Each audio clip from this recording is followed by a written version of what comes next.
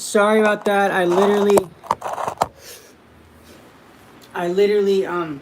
My computer did not work for going live on my YouTube channel.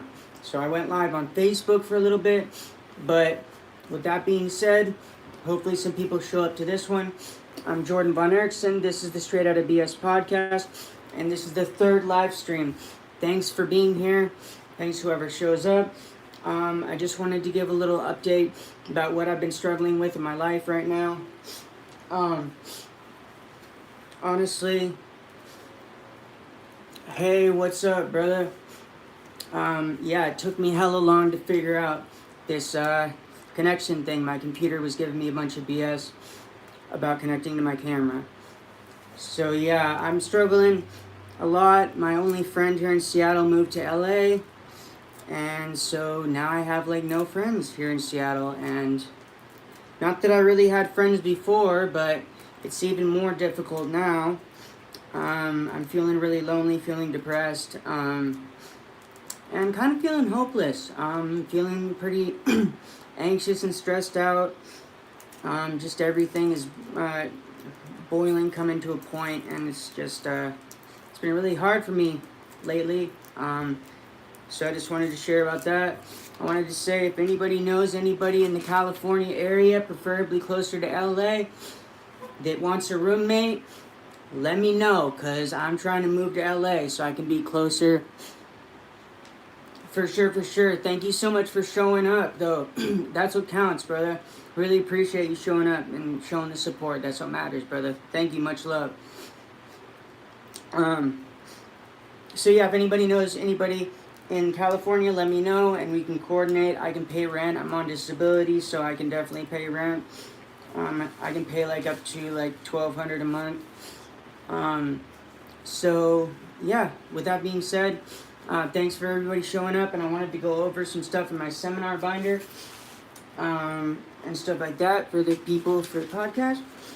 So the first thing I wanted to go over is this was given to me by my dream family before I left. It was pretty much a thing that was saying like, thanks for doing this for me in the program, thanks for doing that for me in the program, you helped me out in this way, you helped me out in that way.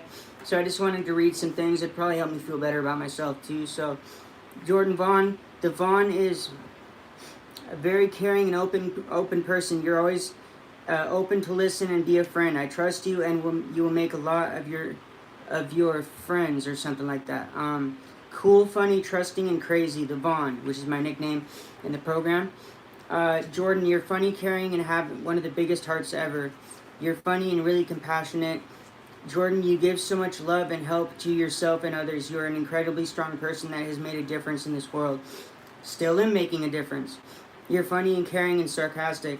So glad to see you doing better, and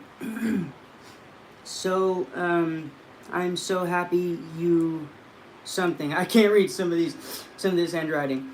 You care a lot, and you're a good addition to anyone's life. You have no idea how much you are an inspiration to me. You're awesome. Jordan, you're cool and outrageous, and I like to kick it with you because you're never showing negative attitude and always happy. You are a very strong and trustworthy person. You're my dream brother. Never forget how amazing you are. And I shall not forget how amazing I am. So next, I wanted to go over this consequence sheet. So this consequence sheet, front and back, was essentially the consequence sheet. This one right here was the one that was given to junior staff to write down consequences for like students and stuff during the day. And then the other side, this self-correction form, was the form that you would fill out every time you got a consequence. So you'd put your name, the date, the time it happened, and then it would say, I'm taking responsibility for the following rule violation, and then you'd write what rule violation you violated. Or even if you didn't violate, you have to write, oh, I did this, just because they say you have to take accountability. You're always guilty. So you write the code, and then I will make the following corrections in the future. So you essentially write what you'll do differently in the future so this doesn't happen again. And then if it's staff corrected, which means you lose more points and you get in more trouble, you just write your name, the date, the time that happened, the rule violation, the rule code, and then you have to get it signed by a staff member. So that's what happens with the consequences. Then we have an academic merit sheet right here. And then we have the daily merit sheet. So the academic merit sheet was essentially every day you'd go in there, put your name, the teacher, what course you're taking, what lesson you did at the start of the day, what lesson you did at the end of the day, the second course you're taking if you're taking a second course, and the same thing there. The lesson at the start of the day, lesson at the end of the day. And then you would rate yourself at the end of the day, how good do you think you did in school. So as you can see, there's like boxes here, and you would write, I think it's 1 to 3 rating of yourself, and you would, like, for work completed, your citizenship, and you get a little bit of points for this school merit sheet as well. And then you total them up, and then you would add them to your points at the end of the day. Now this daily merit sheet was a sheet that you would go down in each of these boxes, and you would put a 1 to a 3. I believe it was 1 to 3. Correct me if I'm wrong on that.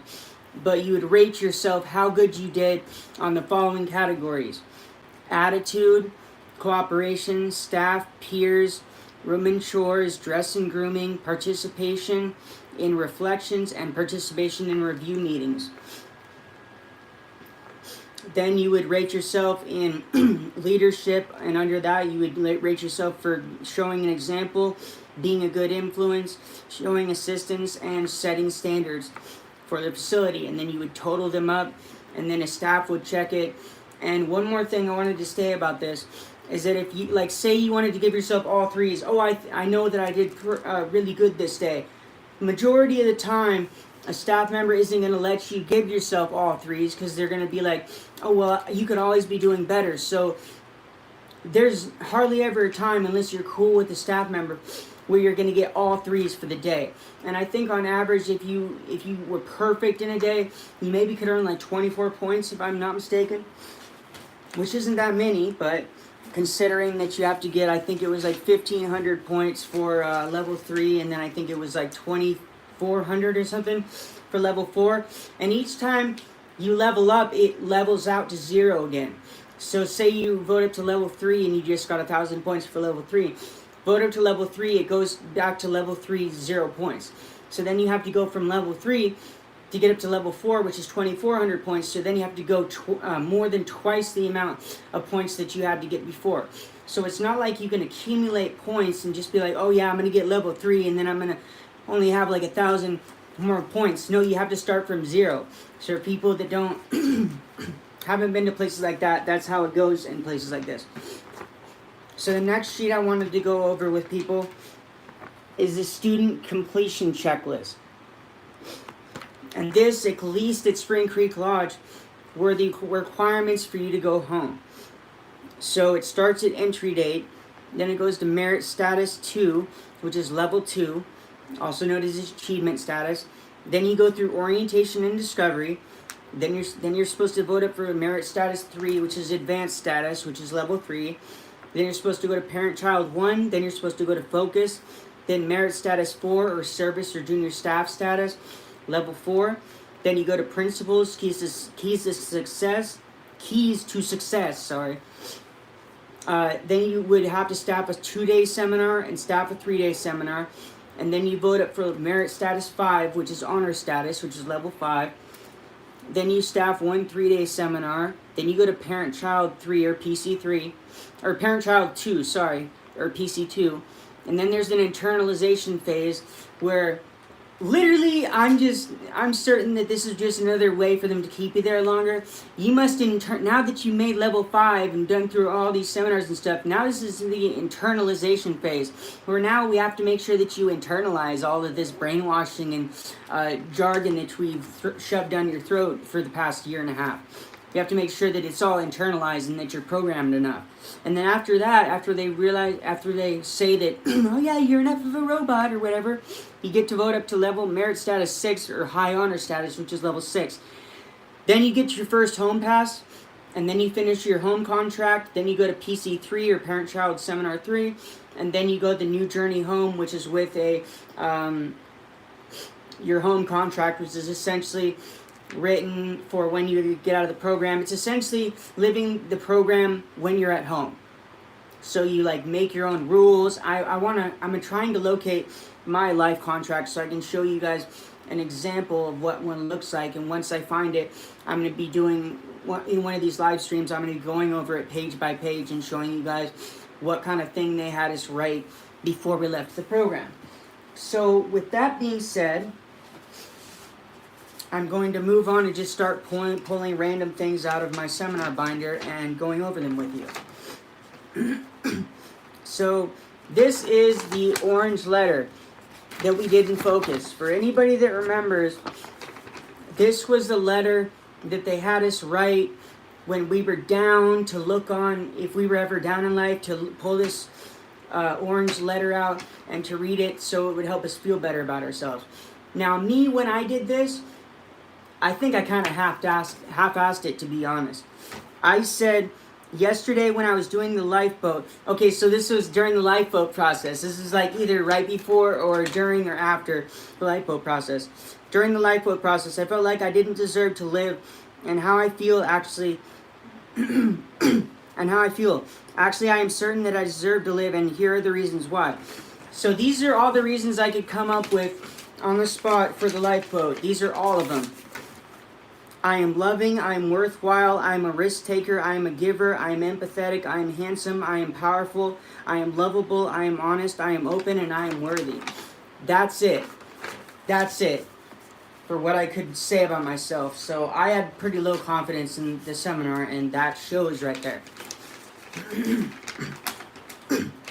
Next thing I'm going to go over with you guys are my high and low times. This was a exercise that they did with us during discovery, I believe. So in the last 24 months, my low times were rejection, depression, and this isn't the last 24 months like the last 24 months as of like right now in my life. This was obviously back then. So back then, rejection, depression, anger towards mom, drugs, cutting school, running away, sadness, depression, lying about myself, anger, acceptance, and guilt. And then the high times over the last 24 months were car rides with dad, shopping trips at Fry's, which is a computer nerdy, like a store where you can nerd out essentially and buy a bunch of electronics. Orientation graduation, discovery graduation, program entry, level 3, and focus graduation. Then high times overall were reading Goosebumps with dad, my birth, my family, reading Harry Potter with mom, roller coaster tour with my parents, bowling, movies with dad, trip with dad, walks with mom, billiards, day trip with my family, program entry, family swim, watching news with parents. I'm wondering why I put program entry as one of my high times. I'm pretty sure that I put that in the wrong place, because program entry was not a high time for me. Come on now, Jordan. Not accepted at school. So these are my low times. Not being accepted at school, my parents fighting when I was raped and sexually abused, girl rejection, my grandma's death, girls in general, best friend leaving, physical and verbal abuse from parents, my trip with dad. I had one trip with my dad where before he started taking testosterone, my dad used to have angry outbursts and used to get a little bit physical with me. Nothing like really bad, but he would get a little bit physical with me and scream and yell at me, and we were just not getting along that good. And then during a vacation I had taken with him, he started taking testosterone. It was just like a complete 180. Ever since then, me and my dad were like super tight. Not that we weren't tight before, but once he started taking this testosterone, it was like a complete 180, like I was saying, and I could more relate to him, and we weren't fighting all the time. We weren't at each other's throats, and we could just love and be father and son. So that was really awesome. So that's that sheet. And I'm not going to go over this whole binder this live stream. I'm just going over part of it to show you guys part of my personal journey.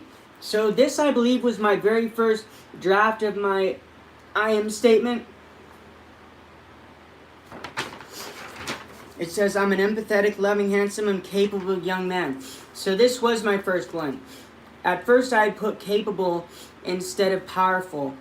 But I chose to change it to powerful because anybody's capable, but I feel like not only am I capable, but I'm also powerful. Because anything that I do, I can have a powerful impact on people. Like, for example, the podcast. I'm helping a lot of people, and I've had a lot of people reach out to me saying, thanks for letting me come on the podcast and share my story. It feels good to know that I'm not alone, and things like that. So I feel like this, for example, this podcast is a very powerful thing for me to do and create a platform for people to share their stories and feel like they're not so alone and all that stuff. So there's that. And this was a little note that I wrote for myself in Discovery, I believe it was. And it says, my feelings about what I need for myself are happiness and joy because I am no longer having to worry about the past and all of this stuff that's holding me back. This is a place where I can go to be happy, and that is really significant for me because I don't remember the last time that I was happy. I was always judging myself by what I thought others thought of me, and I can even see my real dad and my grandma here. Now I don't have to worry about what others think of me. All I feel love for the person I am. And yeah, so this was another part of that orange letter that I wrote after the lifeboat process. This was part of that happy place type workshop thing that they had you think of in your head and describe. If you guys remember that during the seminar. And then somebody in the seminar gave me this note that said, gives great advice and is honest with everyone and is very loving and caring. And then here's a little consequence sheet for people in the seminar. I was doing what I had to in the program. Not being a dick, but doing what I have to. And so this was from Principles. What I would do here is, this was an unfinished card, but I would make all these faces and then I would put the initials of each of my friendships and relationships in the program. And I would wear this around my, attached to my lanyard. It would be part of my lanyard. And then you made these in Principles. It was like your support system that you're writing down on there. And this is also another thing from Principles that you would make. So essentially you would have a card that was laminated that would have your homies and your support system on one side, and then it would have your purpose and I am statement on another side, and anything else that you wanted to say, which is pretty cool. It says, I'm an empathetic, loving, handsome, and powerful young man. My purpose is to unconditionally love both myself and others while maturing through growth and integrity. And my values are unconditional love, equality, loyalty, communication, endurance, expression, relationships, and honesty. And I'm going to have to say, my handwriting was so much better back then. Look at that. I'm not sure if you guys can really read that, but my handwriting was hella better. Let's see here. Got a purple heart from somebody while staffing a seminar.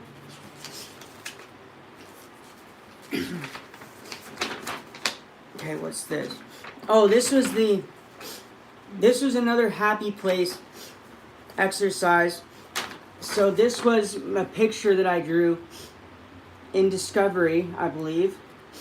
Either Discovery or Focus, where when I'm living my most passionate dreams, they wanted you to draw a picture of what that looks like. So I drew a picture of a roller coaster here, and then me getting my diploma right here. And yeah, I did that. That was another part of Discovery. Let's see what this is. Oh, here's all my name tags. So this one was from Principles. This one was from Focus.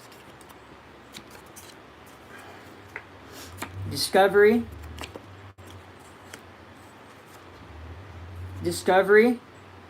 Staffing. Parent-child 1. Parent-child 3. Not sure what this one is. Not sure what that one is. And I'm not sure what that one is.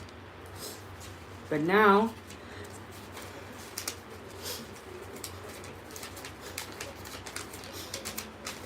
So this was a letter that I actually had written to a friend of mine, Gabe, which rest in peace, he's no longer with us.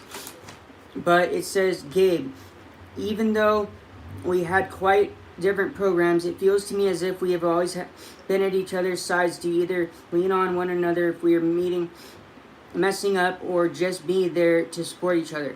Dream brothers forever, my friend. I'll remember you till the end. Everything you have both done for me or tried to do for me, you have been one of the major influences and role models in my program. Thanks for everything.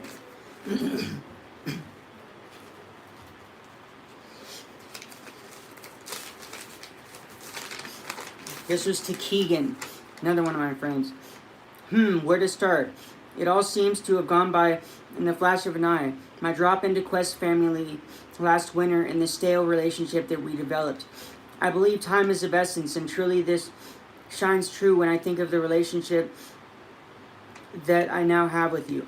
Through the dense fog of confusion and insecurity that overwhelmed my soul as I made my way to become recognized on the team, you have truly become one of my all-time role models.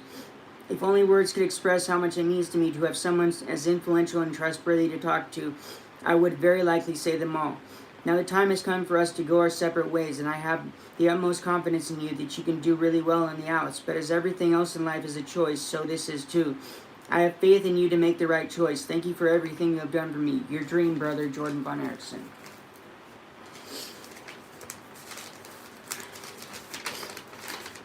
And this was actually to Sarah Gronsky, who I had on the podcast. Looking at you like a mirror to my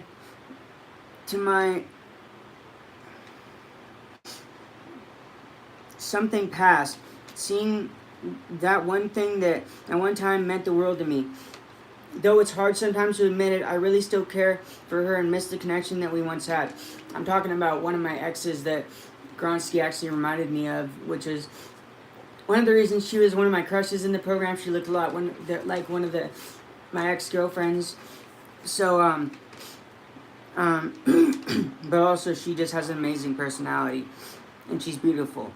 So, it says, looking back into your eyes makes me glance not only at my own personal past, but also the inner beauty and influence you had on me since you have been here. Looking back at it all, it seems to have all gone by so fast as it takes one to blink an eye. In the end, it was worth it, and I hope that you hold close those that are dear to you and use all of the experience and knowledge that you have gotten here at home. Best wishes to you. Thank you for everything. So those were for Goodbye Group.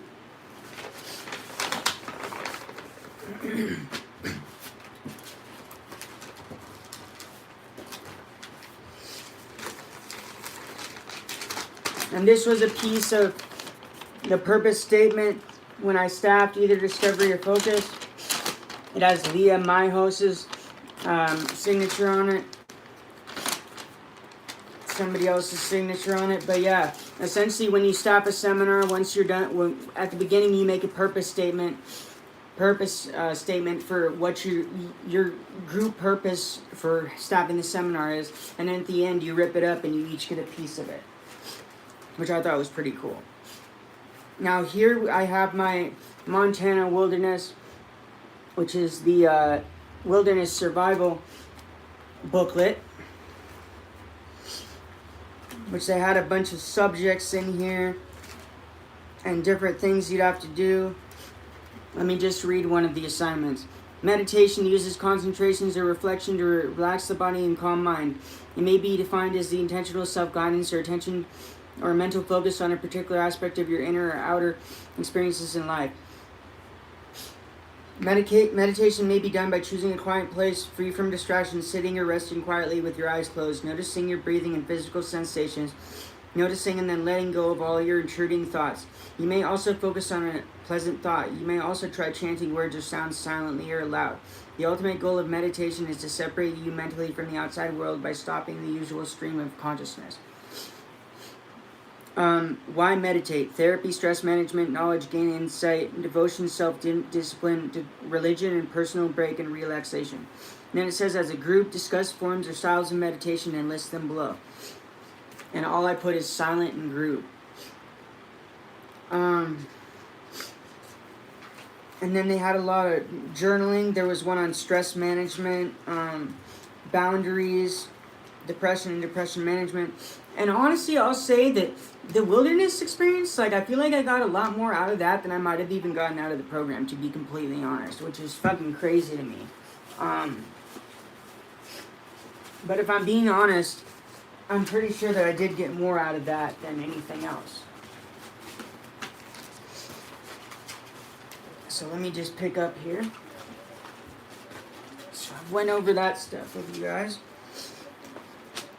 Now I'd like to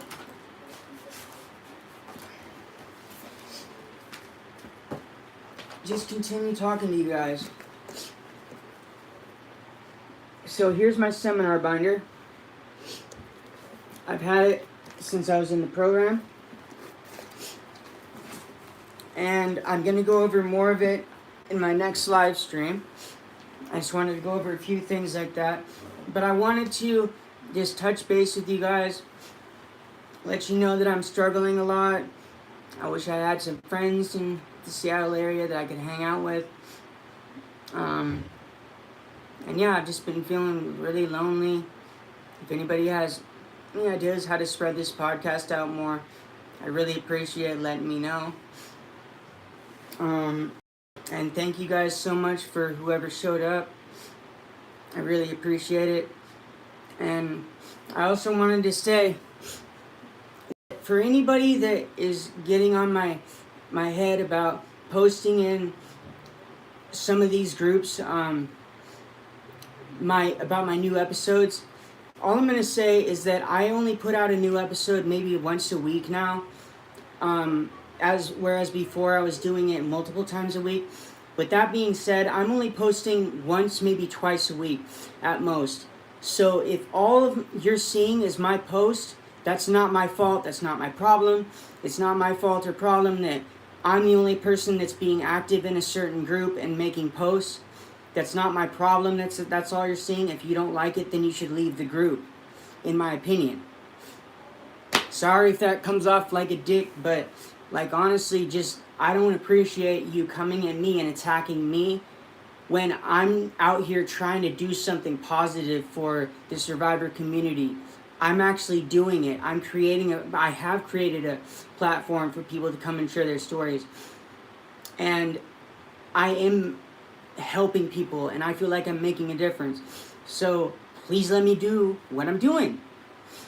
I don't see you doing anything else besides sitting behind your computer and bitching about people that are actually out there doing stuff. So I personally don't want to hear it. And I'm going to keep on posting in these groups because I need to get the word out there about these, about my podcast, so anybody that does want to share their story can discover my podcast and come share their story. So I just wanted to point that out. Once again, I'm not trying to come off with it like a dick. I'm just like, and also, if anybody else knows a different way for me to branch out and spread the news about this podcast and get it more into the public space, please let me know. I'm all ears. I'm also all ears for any feedback that people have for me. I'm not an asshole. Like, I'll take in your feedback and I'll consider it and whatnot. I'm not just gonna blow you off, but I do have boundaries, and one of my boundaries is people that sit behind their computers and say a bunch of shit to you when they're not doing anything, but you're actually doing something to try and make a change. I'm actually trying to do something positive, and I'm doing it by myself. Okay, I don't have a team. I don't have anybody helping me with this. I'm doing this all by myself. I started this by myself, and I do it by myself. And I'm not complaining. Well, maybe I am complaining a little bit, but I'm not trying to like bitch and moan. I'm just letting you guys know that I'm doing everything that I can in my power to get the word out there about this podcast. And if you guys know any other ways to better do that, please let me know. With that being said, thank you guys so much for showing up. And more episodes are going to be on the way. I have Bad Baby. As soon as her court stuff is done, her and her dad are going to come on the show. So I have some exciting stuff coming for the future. Might even have Maya Zalovitz or whatever on the podcast as well.